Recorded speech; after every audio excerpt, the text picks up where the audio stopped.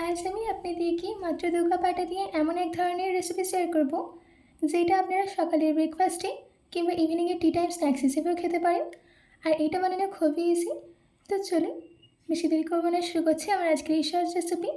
নমস্কার, আমি Binu. Cook with বিনুতে আপনাদের সবাইকে স্বাগত। এই রেসিপিটা বানানোর জন্য সবার প্রথমে আমি একটা মিক্সিং বোলের মধ্যে নিয়ে নিচ্ছি ২ কাপ আটা।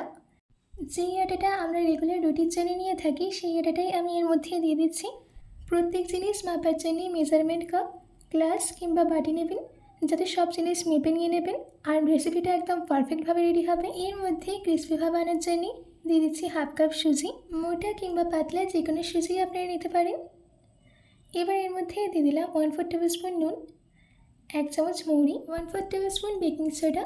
বেকিং সোডা বেশি দেবেন না, যদি আপনারা বেকিং সোডা বেশি দিয়ে দেন তাহলে ভাজার সময় এগুলো ভেঙে যাবে। এবার এইটাকে খাস্তা বানানোর জন্য নিয়ে নিলাম 3 চামচ তেল। আমি এখানে 2 কাপ আটার জন্য 3 চামচ তেল নিয়েছি। এবার আমি মিষ্টির জন্য এর মধ্যে অ্যাড করে দিচ্ছি হাফ কাপ গুঁড়ো করে রাখা চিনি। চিনিটা দেওয়ার পর এই সব কিছুকে ভালো করে মিশিয়ে নিতে হবে। আপনারা এখানে চাইলে চিনির বদলে গুঁড়ো ব্যবহার করতে পারেন।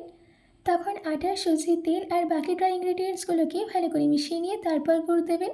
প্রায় 3 থেকে 4 মিনিট এইগুলোকে ভালো করে মিশিয়ে নেওয়ার পর এরকম টেক্সচার আসবে। এবার অল্প অল্প জল দিয়ে এটা একটা ডো রেডি করে নিতে হবে। যেই মেজারমেন্ট কাপ মেপে আমি আটা নিয়েছিলাম সেই মেজারমেন্ট কাপেই নিয়ে নিয়েছি 1 কাপ জল। জলটাকে একসঙ্গে দিয়ে মাখবেন না, অল্প অল্প জল দিয়ে এটাকে মেখে নেবেন। আপনারা দেখতেই পাচ্ছেন যে আমি এখানে অল্প অল্প জল দিয়ে এটাকে মেখে নিচ্ছি। আর আমার এখানে টোটাল 1 কাপ জল লেগেছে। সাধারণত আমরা রুটির জন্য যেরকম ডো রেডি করি সেরকম ডো কিন্তু হবে না। ডোটা মাখার সময় আপনারা দেখতে পাবেন যে হাতে লেগে যাবে, সেই রকম ডো রেডি করে নিতে হবে। দেখুন, আমাদের এখানে ডোটা রেডি করে নেওয়া হয়ে গেছে। এবার 10 মিনিট রেস্টে রেখে দেব। 10 মিনিট বাদ আমি ঢাকাটাকে খুলে হাতের মধ্যে তেল গ্রিস করে নিয়েছি। এবার আমি এগুলো থেকে মিডিয়াম সাইজের বল রেডি করে নেব। আপনারা চাইলে এই বলের সাইজটা এর থেকেও ছোটো করতে পারেন। বেশি স্মুথ বল রেডি করার দরকার নেই, এমনিতেও ভাজার সময় এগুলোর শেপ চেঞ্জ হতে থাকবে। দেখুন, আমি সবগুলোকে রেডি করে নিয়েছি। এবার আমি ভেজে নেব। তার জন্যে আমি মিডিয়াম ফ্লেমে তেল গরম করতে দিয়েছিলাম। এবার একে একে এগুলোকে দিয়ে দিতে হবে। দেওয়ার সঙ্গে সঙ্গে গ্যাসের ফ্লেমটাকে লোতে রেখে এগুলোকে ততক্ষণ ভেজে নিতে হবে যতক্ষণ না এদের মধ্যে একটা সুন্দর গোল্ডেন ব্রাউন কালার চলে আসে।